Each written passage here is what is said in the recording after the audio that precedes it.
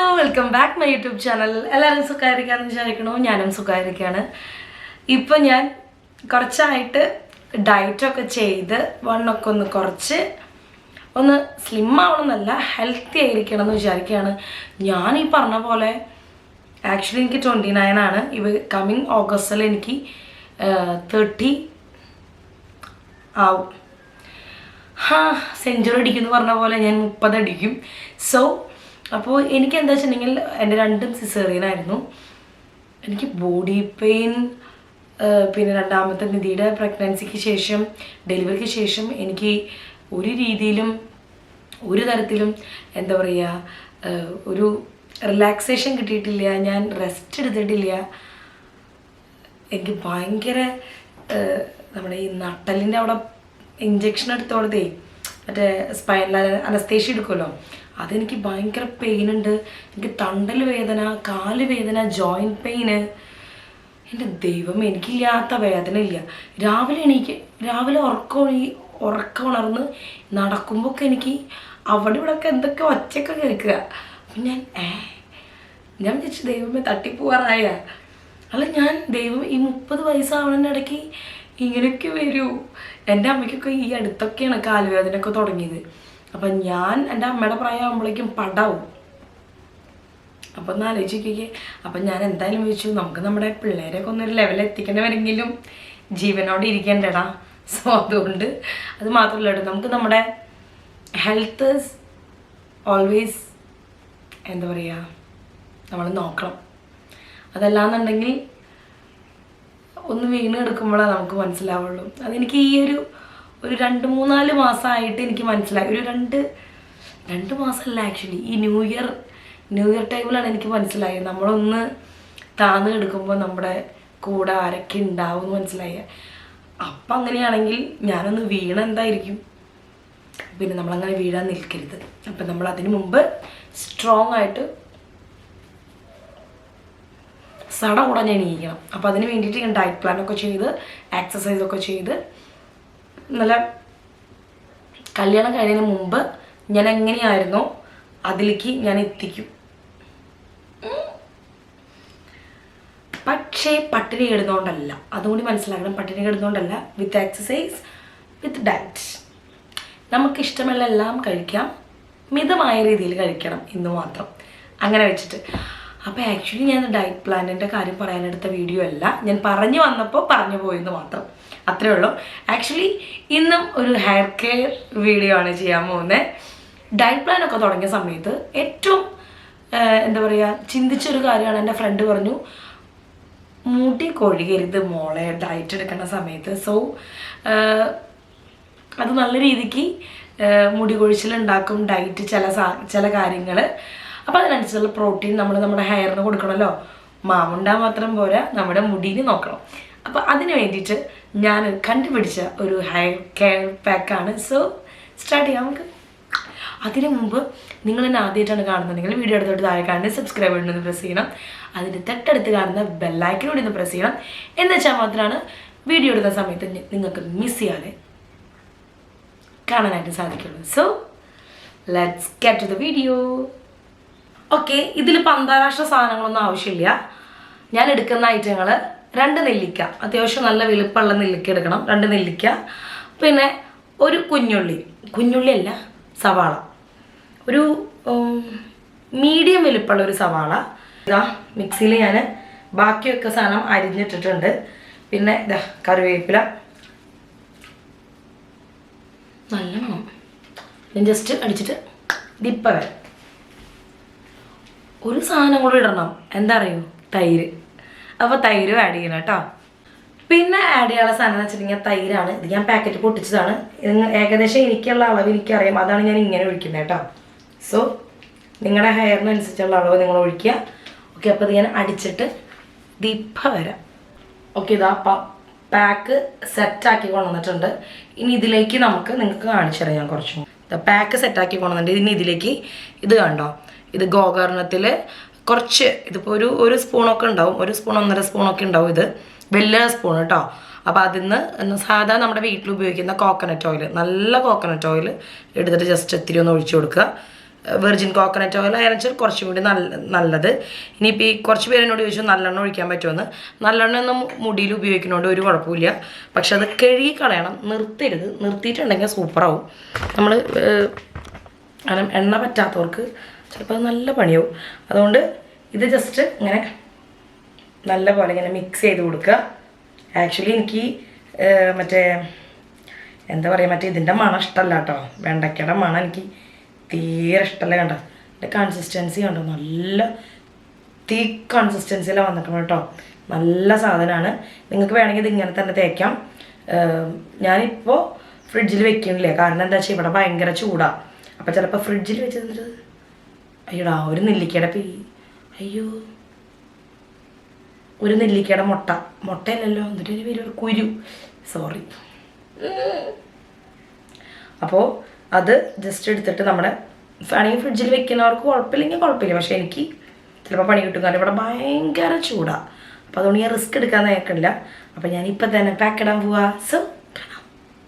Okay, അപ്പോൾ നമുക്ക് pack ഇടാനായിട്ട് നമ്മുടെ സട കുടഞ്ഞ മുടി കണ്ട് അഴിച്ചിടുക. ഞാൻ പറയണു ഇത് നമ്മുടെ ഒരു പ്രോട്ടീൻ മാസ്കാണ് സംഭവം. സോ അതുകൊണ്ട് നമ്മുടെ ഈ വേനൽക്കാല മുടി സംരക്ഷണത്തിന് അടിപൊളിയൊരു സാധനമാണ്. സോ നമുക്ക് നോക്കാം.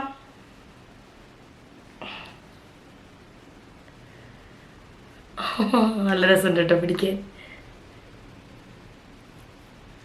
ആക്ച്വലി ഇത് ഫ്രിഡ്ജിൽ വെക്കേണ്ടില്ല കേട്ടോ, ഇടുമ്പോഴൊരു തണവൊക്കെ ഉണ്ട്. കുഞ്ഞുള്ളിയുടെയും ചമ്മന്തിയുടെ ഒക്കെ ഒരു മണം. നെല്ലിക്ക ചമ്മന്തി ഇല്ലേ, ഷൂ അകത്താണ് വെച്ച് ചെയ്യുന്നത്. സോ ഇതൊക്കെ ത്വരയായിട്ട് പുറത്തേക്ക് പോകുന്നാൽ സൂപ്പറാവും. പിള്ളേരെ പരീക്ഷയൊക്കെ എങ്ങനെ പോകുന്നു? ഇവിടെ ഒരുത്തിൻ്റെ പരീക്ഷ കഴിഞ്ഞതാ ലാൻഡ് ചെയ്തിട്ടുള്ളൂ. അതാണ് ഞാൻ തലയിൽ ചെയ്യാനായിട്ട് ലേറ്റ് ആയത്. പിന്നെ മെമ്മറി കാർഡിൻ്റെ ചെറിയൊരു ഇഷ്യൂ ഉണ്ടായിരുന്നു, അതുകൊണ്ടും കൂടി. പിന്നെ അതിന് വലിയൊരു വിറ്റുണ്ടായി, ഞാൻ നിങ്ങൾക്ക് പറഞ്ഞുതരാം കേട്ടോ. എനിക്ക് ഈ പാക്കൊന്ന് ഇട്ട് കഴിക്കട്ടെ. നിങ്ങൾക്ക് എൻ്റെ തലയിൽ ഒന്നുമില്ല, മുടി മാത്രമേ ഉള്ളൂ എന്നുള്ളൊരു ചിന്ത വരരുത് ഒരിക്കലും ഞാൻ ആ കാര്യം പറഞ്ഞു കഴിയുമ്പോൾ. മിക്കവർക്കും നടന്നിട്ടുണ്ടാവും.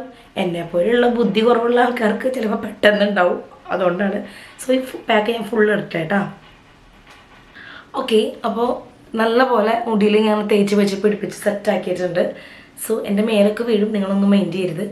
അപ്പോൾ ഞാൻ 10-25 മിനിറ്റ് ഇത് പിടിക്കുക. അപ്പോൾ അതിന് മുമ്പ് ഞാൻ നിങ്ങൾക്ക് ഒരു കാര്യം പറഞ്ഞുതരാം. എൻ്റെ ലൈഫിൽ ഞാൻ ഇതുവരെ ഹാക്കിംഗ് എന്താണെന്നുള്ള സംഭവം എക്സ്പീരിയൻസ് ചെയ്തിട്ടില്ല. ഇപ്പോഴും എൻ്റെ ഫോൺ ഹാക്ക്ഡ് ആണോ എന്ന് എനിക്കറിയില്ല. ഹാക്ക് ചെയ്തിട്ടില്ല എന്നാണ് എൻ്റെ കണ്ട ഇതിലെനിക്ക് മനസ്സിലായ ഒരു കാര്യം എങ്ങനെയാണ്. ആക്ച്വലി അങ്ങനെ ചെയ്യാൻ പാടില്ല എന്നും എനിക്കറിയാം. കുറച്ചൊക്കെ എൻ്റെ മന്ദബുദ്ധിത്തരമുണ്ട്. സോ ഞാനത് എഗ്രി ചെയ്യുന്നുണ്ട്. ആക്ച്വലി ടെലഗ്രാമിൽ എനിക്ക് ആകെ ഒറ്റ ഫ്രണ്ടുള്ളൂ, വിഷ്ണു എന്ന് പറഞ്ഞൊരു ഫ്രണ്ട്. അവൻ എനിക്ക് മറ്റേ OTT ഇറങ്ങുന്ന സിനിമകൾ എനിക്ക് അയച്ചിടും, ഞാൻ കാണും. അതല്ലാതെ ടെലഗ്രാമിനെ പറ്റി യാതൊരു വക ഒരു തേങ്ങയും എനിക്കറിയില്ല. ഞാൻ ചെയ്തിട്ടില്ല, മെസ്സേജ് അയക്കാനോ കോൾ ചെയ്യാനോ ടെക്സ്റ്റ് ചെയ്യാനോ ഒന്നും നിൽക്കാറില്ല ഞാനതിൽ. അപ്പോൾ പതിവില്ലാണ്ട് എൻ്റെ ഗുരുജി, എൻ്റെ ടീച്ചർ രൂപ രവീന്ദ്രൻ മാമിൻ്റെ ടെലഗ്രാം അക്കൗണ്ടിൽ നിന്ന് എനിക്കൊരു ഹായ് അയച്ചു. ദെൻ പിന്നൊരു എന്തായിരുന്നു ദിസ് ഫോട്ടോ ഇല്ലയോ, അതായത് ഈ ഒരു ലിങ്ക് കൊടുത്തിട്ട് ഈ ലിങ്കിൽ ക്ലിക്ക് ചെയ്താൽ നിങ്ങളുടെ പിക്ചർ കാണാം എന്നുള്ള ലെവലിൽ. അപ്പം ഞാനതിൻ്റെ നമുക്കൊരു ഡൗട്ട് വരേണ്ട ഒരു ആവശ്യമില്ലല്ലോ. ഒരു അങ്ങനെ ചിന്തിക്കാനുള്ള ബോധമില്ലാതെ കൊണ്ടാണോ എന്ന് എനിക്കറിയില്ല. ഞാൻ ആക്ച്വലി ആ ലിങ്കിൽ പോയി ക്ലിക്ക് ചെയ്തതും പോട്ടെ, നമ്മുടെ മൊബൈൽ നമ്പർ അടിച്ചു കൊടുക്കണം, അടിച്ചു കൊടുത്തതും പോട്ടെ, ഒരു OTP വരും, OTP വന്നിട്ട് അത് അടിച്ചു കൊടുത്തു. ഞാൻ ഈ ലോകത്തല്ലേ ജീവിക്കണമെന്നാണ് ഞാൻ ആലോചിച്ചത്. നമ്മളെ ആക്ച്വലി ഈ ഫോൺ വിളിക്കുമ്പോൾ എൻ്റെ ഫ്രണ്ടിൻ്റെ ഹസ്ബൻഡ് ജസ്റ്റിൻ ചേട്ടൻ, ഞങ്ങൾ നല്ല ഫ്രണ്ട്സാണ് കേട്ടോ. അപ്പോൾ മൂപ്പരുടെ അടുത്ത് ഈ കാര്യം വിളിച്ച് ഞാൻ സംസാരിച്ചപ്പോൾ മൂപ്പർ എന്നോട് ആദ്യം പറഞ്ഞൊരു കാര്യം, സാധാരണ നമ്മളൊരു ഫോൺ എടുത്ത് ഒരാളെ വിളിക്കുമ്പോൾ ആദ്യം പറയുന്ന കാര്യങ്ങൾ ഇങ്ങനത്തെ ഹാക്കേഴ്സിനെ പറ്റിയും സ്കാമേഴ്സിനെ പറ്റിയാണ്. അത് ചിന്തിക്കാനുള്ള ബോധം വരില്ലേ എന്നോട് ചോദിച്ചത്. ഐ സ്വയർ സത്യമാണ്. അല്ല ഞാനത് എന്തൊരു സിസും എന്നെ ഒരുപാട് ചീത്ത പറഞ്ഞു. എന്തൊരു ബോധത്തിൻ്റെ പുറത്താണ് ചെയ്തതെന്ന് എനിക്കറിയില്ല. പക്ഷേ എനിക്കപ്പോൾ ആ OTP അടിച്ചു കൊടുത്ത വഴിക്ക് നേരെ ഒരു യൂട്യൂബിൻ്റെ ഒരു വീഡിയോയ്ക്ക് പോയാൽ എനിക്ക്, പക്ഷേ എക്സാക്ട്ലി യൂട്യൂബ് വീഡിയോ ആണോന്ന് എനിക്കറിയില്ല. ഞാൻ അന്ന് വിട്ടുപോയി. എന്തിവിടെ നടക്കണമെന്ന് വിചാരിച്ചു ഞാൻ. എന്നിട്ട് വേഗം പോയി ടെലഗ്രാം അൺഇൻസ്റ്റാൾ ചെയ്തു, ലോഗൗട്ട് ചെയ്തില്ല. എൻ്റെ ദൈവമേ, ഞാൻ അപ്പം തന്നെ രൂപാമനെ വിളിച്ചു. രൂപാമൻ പറഞ്ഞു രൂപാമാമിൻ്റെ നമ്പർ ഓൾറെഡി ഹാക്കഡാ. സന്തോഷമായി സമാധാനമായി എനിക്ക്. ഞാൻ എന്നിട്ട് എന്ത് ചെയ്തു, മാം എൻ്റെ അടുത്ത് പറഞ്ഞു ഇത് നിങ്ങൾ വാട്സപ്പിൽ നിങ്ങൾ ഈ ഒരു സംഭവം ഇടുന്നതുകൊണ്ട് മാം എനിക്കൊരു കോട്ട് അയച്ചു തന്നു. ഞാനത് വാട്സപ്പിലും ഇൻസ്റ്റാഗ്രാമിലും പോസ്റ്റ് ചെയ്തു. അതായത് എൻ്റെ ടെലഗ്രാം അക്കൗണ്ടിൽ നിന്ന് നിങ്ങൾക്ക് ആർക്കെങ്കിലും ഏതെങ്കിലും രീതിയിലൊരു ലിങ്ക് അയച്ചിട്ട് ഇതിൽ ക്ലിക്ക് ചെയ്യുമെന്ന് പറഞ്ഞിട്ടുണ്ടെങ്കിൽ ഒരു രീതിയിലുള്ള മെസ്സേജുകളും അക്സെപ്റ്റ് ചെയ്യരുത്, ലിങ്കിൽ ക്ലിക്ക് ചെയ്യരുതെന്ന് പറഞ്ഞിട്ട് ഞാനത് അങ്ങനെ തന്നെ ഇട്ടു. ഞാനേ പെട്ടു. ഇനി നമ്മളറിയാവുന്നവരോട് പറയണ്ടല്ലോ എന്ന് വിചാരിച്ചിട്ട്. അപ്പോൾ ഇതുവരെ എനിക്ക് അതിൻ്റെ ഒരു പ്രശ്നമൊന്നും ഇതുവരെ വന്നിട്ടില്ല. നാളെ എനിക്ക് അറിയില്ല, വല്ല ജട്ടിയിലും ബ്രായിലും ഞാൻ വന്ന് നിൽക്കുമോ എന്നെനിക്ക് അറിയില്ലടാ. സോ നിങ്ങൾ ആരെങ്കിലും അങ്ങനെ എന്തെങ്കിലും കാണുവാണെങ്കിൽ ഐ എം സോ സോറി. ഞാൻ അങ്ങനെയല്ല, നിങ്ങളിത് മനസ്സിലാക്കണം. എനിക്കറിയില്ല ആക്ച്വലി ഇതിനെപ്പറ്റി എങ്ങനെയാണ് വിശദീകരിച്ച് പറയേണ്ടതെന്ന്.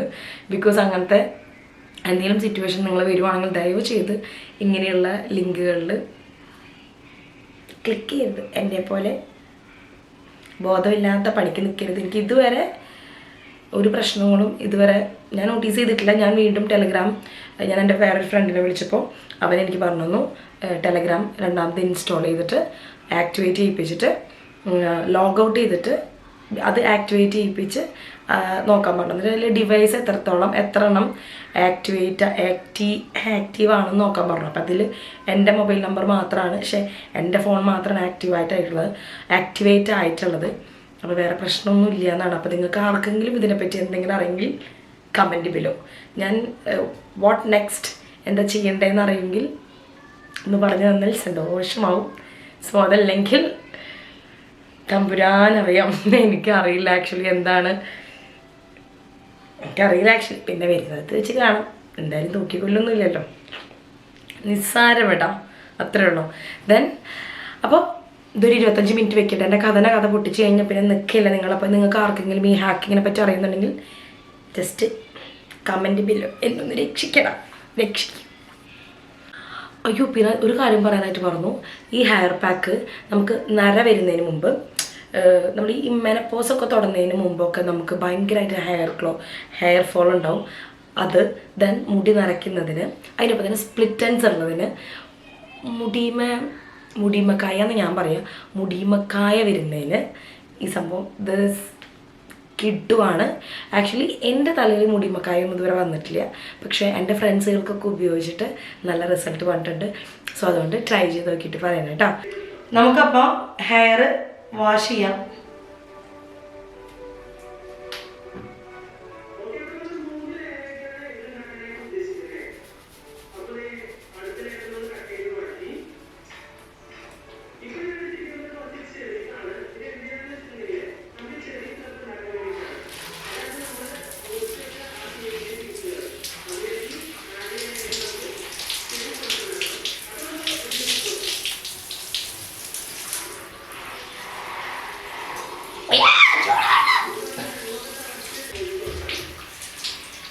നമുക്ക്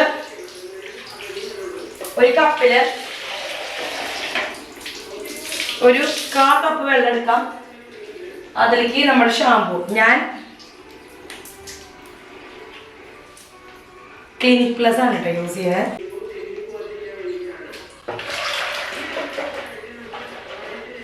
നന്നായി പതപ്പിച്ചെടുക്കുക. ഡയറക്റ്റ് ഒരിക്കലും ഷാമ്പു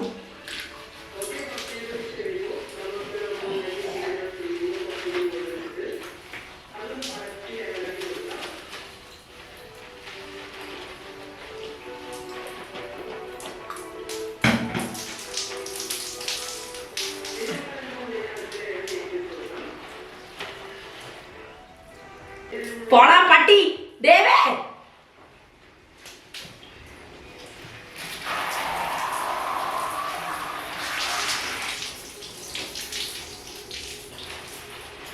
തല നന്നായിട്ട്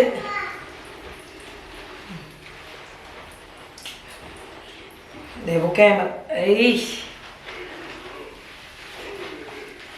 നന്നായി കഴിക്കളന്നെ കേട്ടാ, എന്നാല് അതിൻ്റെ ഒരു അല്ലെങ്കിൽ ഉള്ളിയുടെ ഒക്കെ നാറ്റം ചിലപ്പോൾ ഇരിക്കും. അതുകൊണ്ട് അതൊക്കെ ശ്രദ്ധിച്ച് നന്നായി കഴുകിക്കളഞ്ഞുകൊണ്ടോ.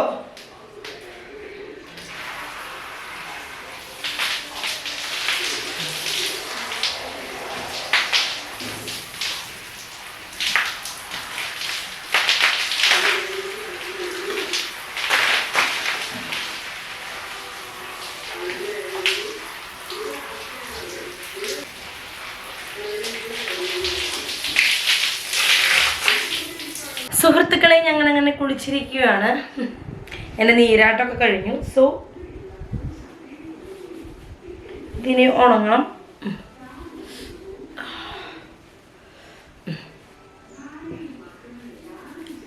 മണം അങ്ങനെ വെണ്ടയ്ക്കയുടെ മണം, ബാക്കിയുള്ളതല്ല, വെണ്ടയ്ക്കയുടെയും ഉള്ളിയുടെയും മണം അങ്ങനെ പെട്ടെന്ന് പോവില്ല. സോ അത് നിങ്ങൾ ശ്രദ്ധിക്കുക. ഇനിയൊരു സ്റ്റെപ്പുണ്ട്. ഓക്കെ, അപ്പോൾ ഞാൻ ജസ്റ്റ് ഇനി അഴിച്ചിട്ട് ഉണക്കുകയാണ് ചെയ്യേണ്ടത്. ഡ്രയറൊന്നും ഉപയോഗിക്കേണ്ട. ദെൻ ഞാൻ ഇവിടെ സ്ട്രെക്സിൻ്റെ സിറുണ്ട്. സോ നിങ്ങൾക്ക് വേണമെങ്കിൽ ആൽമണ്ട് ഓയിൽ ഉപയോഗിക്കാം. ഞാൻ സിറാണ് ഉപയോഗിക്കണേ. ജസ്റ്റ് സിറം തേക്കുന്ന രീതിയുണ്ട്, നിങ്ങൾ അതും കൂടിയും ശ്രദ്ധിക്കുക. വെറുതെ കുട്ടി പരട്ടരുത്. ഞാൻ ഇങ്ങനെയാണ് തേക്കുക.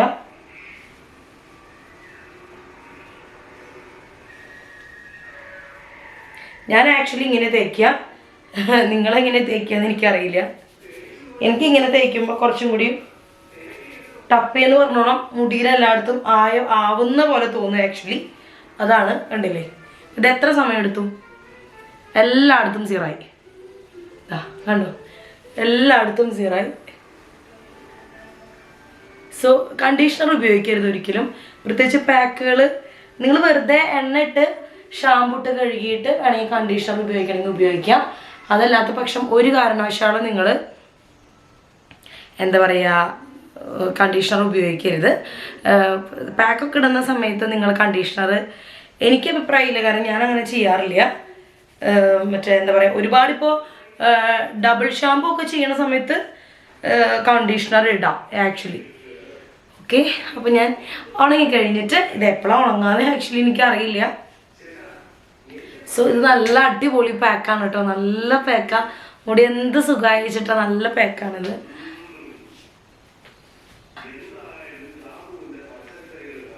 ഓക്കെ, നിങ്ങൾക്ക് വീഡിയോ ഇഷ്ടപ്പെട്ടെന്ന് വിചാരിക്കുന്നു. വീഡിയോ ഇഷ്ടപ്പെടുവാണെങ്കിൽ ലൈക്ക് ചെയ്യുക, ഷെയർ ചെയ്യുക, സബ്സ്ക്രൈബ് ചെയ്യുക. ദെൻ എന്തായാലും ട്രൈ ചെയ്ത് നോക്കിയിട്ട് കമൻറ്റ് പറയണം കേട്ടോ. അടുത്തൊരു അടിപൊളി വീഡിയോ കാണുന്നവരെ ടാറ്റാ.